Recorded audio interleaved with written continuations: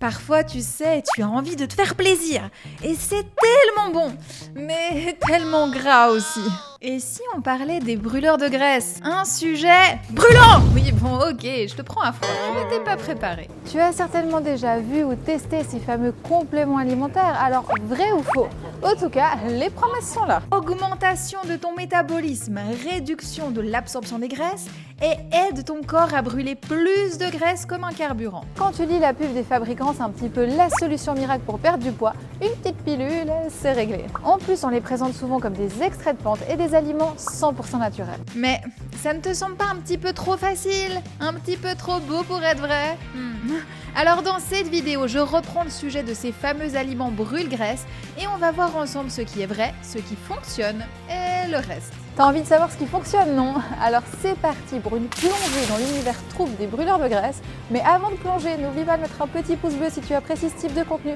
Pense aussi à t'abonner à la chaîne, la vidéo n'est pas sponsorisée, alors je compte sur toi et sur ce, c'est parti!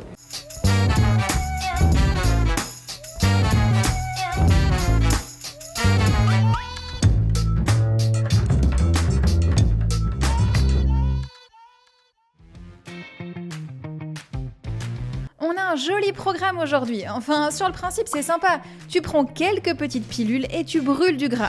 Mais en réalité, c'est un petit peu différent. Alors déjà, j'aimerais qu'on sépare bien les choses. D'un côté, il y a un aliment avec des effets sur l'organisme, prouvés ou pas.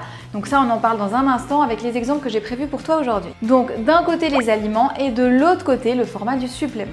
On nous fait croire que c'est le format supplément qui fait que cela fonctionne, mais le principe actif du supplément est le même que dans l'aliment brut. Tu t'en doutes, c'est une histoire d'argent comme très souvent, mais j'y reviendrai après. Pour l'heure, on commence avec le premier aliment. Il existe deux types de fibres, les fibres solubles et les fibres insolubles. Les fibres solubles absorbent l'eau dans le tube digestif et forment une substance visqueuse qui ressemble à du gel. Des études ont montré que les fibres solubles peuvent aider à brûler des graisses tout en réduisant ton appétit. Pas mal, non?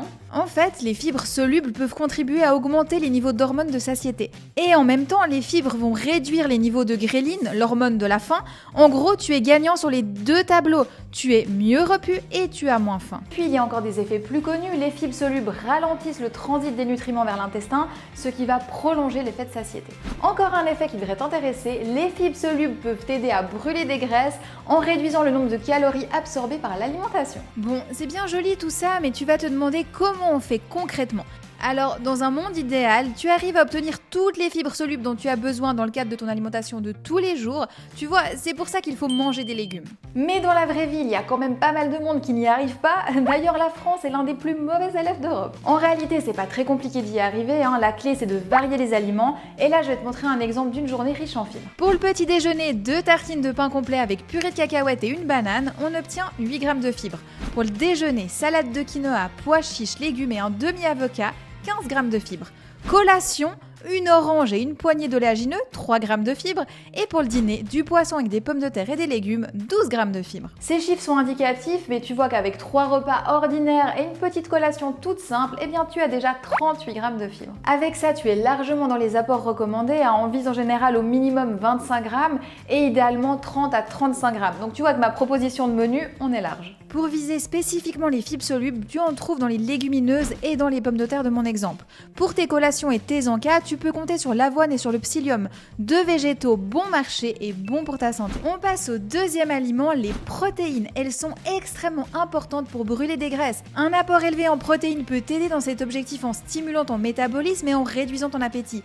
Comme avec les fibres, ces nutriments ont un effet sur les hormones qui régulent la satiété et l'appétit. Et il ne faut pas oublier que les protéines aident aussi notre corps à conserver la masse musculaire. Et ça, c'est important puisque le muscle consomme plein d'énergie. En ce qui concerne les quantités, on peut tout à fait trouver toutes les protéines dont notre corps a besoin pour fonctionner normalement dans une alimentation tout à fait ordinaire, et ça même pour les végétariens et les végétaliens. Alors bien sûr, celui ou celle qui ne mange pas du tout de produits d'origine animale devra faire un petit peu plus attention, mais c'est tout à fait jouable. Certaines personnes décident aussi de consommer des protéines en poudre pour augmenter leur apport, mais ce sera plutôt dans un objectif de prise de masse musculaire, pas vraiment pour brûler des graisses. Même si la poudre est un moyen pratique d'augmenter ton apport en protéines, je te recommande plutôt de te diriger vers des aliments solides et entiers.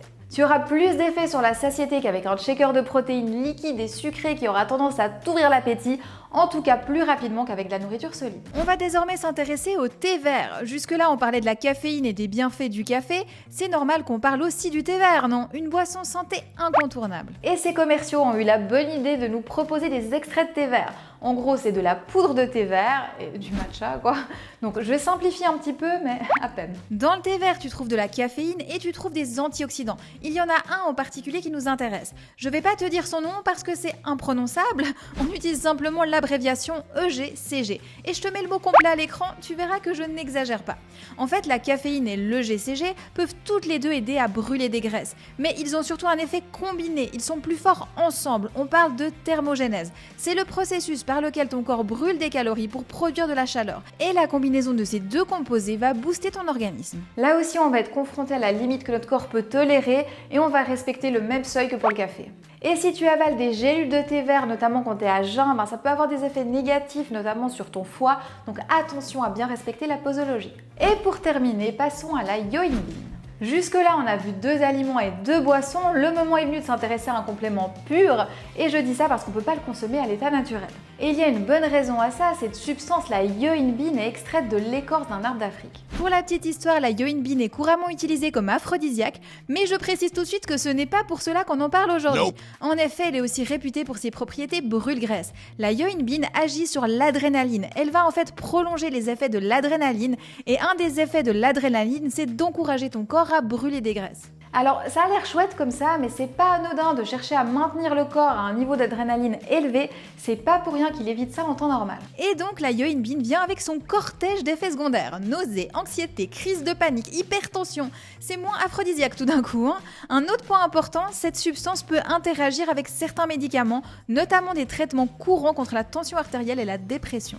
Bref, un bilan pas très excitant, je passe. Donc comme on l'a vu, ces compléments brûle-graisse promettent plein de choses, mais ne délivrent pas à la hauteur des promesses. Il faut aussi garder à l'esprit que si un complément se dit naturel, cela ne signifie pas qu'il est sans danger pour la santé. On a tendance à l'oublier, mais il y a plein de trucs dangereux dans la nature. Pense aux champignons toxiques. Certains suppléments brûleurs de graisse ont été associés à des problèmes comme des lésions au foie ou une augmentation de la pression artérielle. Un exemple, l'éphédrine, qu'on utilisait beaucoup dans les brûleurs de graisse, mais qui est maintenant interdite parce qu'elle provoque une hypertension artérielle, des changements d'humeur et 2-3 autres effets pas franchement sympathiques. Tout ça pour te rappeler que les pilules miracles pour perdre du poids, ça n'existe pas, et même les compléments naturels ne peuvent pas te garantir la perte de graisse. Et puis il y a la question du coût, ces compléments coûtent horriblement cher. Je veux pas te donner d'exemple, mais je suis tombée sur une pub en faisant mes recherches sur des gélules d'extrait de thé vert. Une boîte de 18 grammes pour un mois de supplément est vendue 20 €. Alors 20 € c'est une somme, mais tu te dis que bon, c'est ok. Eh bien non en fait, c'est pas du tout ok. À ton avis, ça nous fait quel prix au kilo pour de la poudre de thé vert? Qu'est-ce qui te semble raisonnable pour du thé vert, hein? Raconte-moi ça en commentaire, je me réjouis de voir juste pour rire. Alors je pense que t'es loin du compte honnêtement parce qu'on est à 1110 € le kilo et là on est sur le prix des meilleurs matchas. Et le calcul est le même pour tous les types de suppléments, hein. Comme on l'a vu, la plupart des substances qui nous intéressent, eh bien on les trouve facilement. Des fibres, du café, c'est vraiment pas difficile à trouver et c'est souvent bien plus intéressant de déguster l'aliment entier, de profiter de ses saveurs plutôt que d'avaler une pilule magique. Bon, de toute façon, même si ces produits étaient efficaces, eh bien ça ne fonctionnerait pas. Alors oui, je sais, là tu te dis que je débloque complètement. Parce que si c'est efficace, pourquoi ça fonctionnerait pas? Alors je t'explique ça. En fait, si tu prends ces produits et qu'ils fonctionnent, tu vas perdre du poids pendant la cure, ok, mais dès que tu arrêtes la cure, eh bien les effets s'annulent, donc tu repars à la case départ. Même si tu as envie de croire que ces produits sont utiles, ça peut juste aider à perdre du poids à court terme. Ces produits ne vont pas t'aider à corriger tes habitudes alimentaires et ton hygiène de vie, alors que c'est ça qui t'a fait prendre du poids au départ. Tu vois ce que je veux dire? Une fois que tu arrêtes ces produits, tu perds tous les effets avec eux, donc ces effets ne peuvent pas être durables. Si tu veux perdre du poids de manière durable, il faut travailler sur tes habitudes alimentaires et ton hygiène de vie, une alimentation équilibrée, une activité physique régulière, du sommeil de qualité et trouver un moyen pour gérer ton stress. Au fond, c'est vraiment pas compliqué, hein. Ce qui est compliqué, c'est de passer à l'action et de connaître les premiers pas pour partir dans la bonne direction.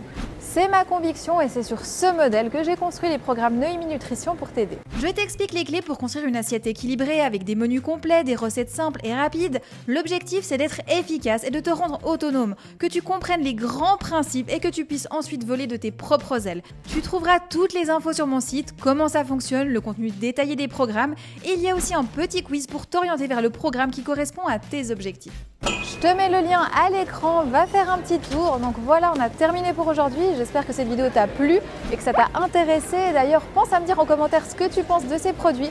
Avant de quitter la vidéo, n'oublie pas le petit pouce bleu pour soutenir le contenu que je te propose ici. Pense aussi à t'abonner si ce n'est pas encore fait. Et moi, je te retrouve dès maintenant sur tous mes autres réseaux. La liste est là, notamment sur Instagram où je suis très active au quotidien. Mais il y a aussi le groupe Facebook Ma Vie de Clicker. On a toute une classe avec nous. C'est génial. Sur ce, je te dis à tout bientôt dans une prochaine vidéo YouTube. Allez, ciao!